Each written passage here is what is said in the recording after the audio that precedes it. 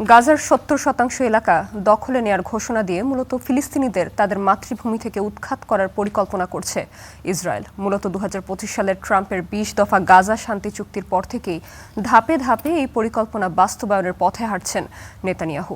যুদ্ধবিরতির পর গাজার ৫৪% ভূমি দখলে নেয়ার পর এবার ৭০% ধাপে ধাপে শতভাগ দখলে নেয়ার চূড়ান্ত পরিকল্পনা দখলদার দেশটির। ২০২৩ সালের অক্টোবরে শুরু হওয়া গাজা যুদ্ধে ফিলিস্তিনের ৭২,৮১৯ জন নারী, পুরুষ ও শিশুকে হত্যা করেছে ইসরায়েল। এখনও নিখোঁজ হাজারো মানুষ।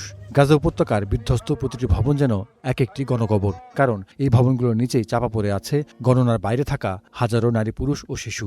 যুদ্ধের পর গেল ১.৫ বছরে নানা অজুহাতে ৯২২ জন ফিলিস্তিনিকে হত্যা করেছে ইসরায়েল। এই সময়ে গাজা ও পূর্ব তীরের আরও ১১% ভূমি দখল করেছে ইসরায়েল। এসব ভূমিতে ৩২টি সামরিক ঘাঁটি, একটি স্থল প্রতিবন্ধক ব্যবস্থা ও বিভিন্ন অবকাঠামো নির্মাণ করেছে দখলদার বাহিনী।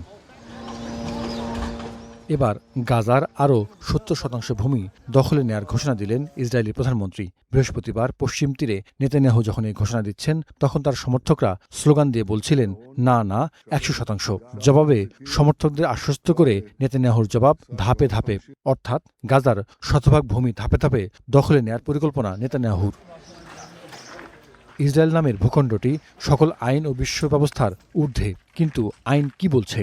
আন্তর্জাতিক বিচার আদালত আইসিজে ২০২৪ সালের এক পর্যবেক্ষণে এই মতামত পুনর্ব্যক্ত করেছেন। এতে বলা হয়, বল প্রয়োগের মাধ্যমে কোনো ভূখণ্ড দখলে নেয়া আন্তর্জাতিক আইনের একটি মৌলিক নিষেধাজ্ঞার লঙ্ঘন। ইসরায়েলের বেলায় বিশ্বের সকল নিষেধাজ্ঞা ও আইন যেন থমকে দাঁড়ায়। আশা করা হচ্ছিল ট্রাম্প হয়তো তার নিজের শান্তি চুক্তির শর্ত বাস্তবায়নে ইসরায়েলকে বাধ্য করবেন, কিন্তু না, বরং গাজা এখন অতীতের যে কোনো সময়ের তুলনায় আরও বেশি অবরুদ্ধ। গেল এপ্রিলেও গাজার প্রায় ২/৩ এলাকায় ফিলিস্তিনিদের প্রবেশাধিকার নিষিদ্ধ ছিল। সম্প্রতি ইসরায়েলি প্রতিরক্ষামন্ত্রী কাটজ বলেছেন, গাজা থেকে স্বেচ্ছায় অভিবাসনের পরিকল্পনা বাস্তবায়ন করা হবে যথাসময়ে এবং যথাযথ পদ্ধতিতে।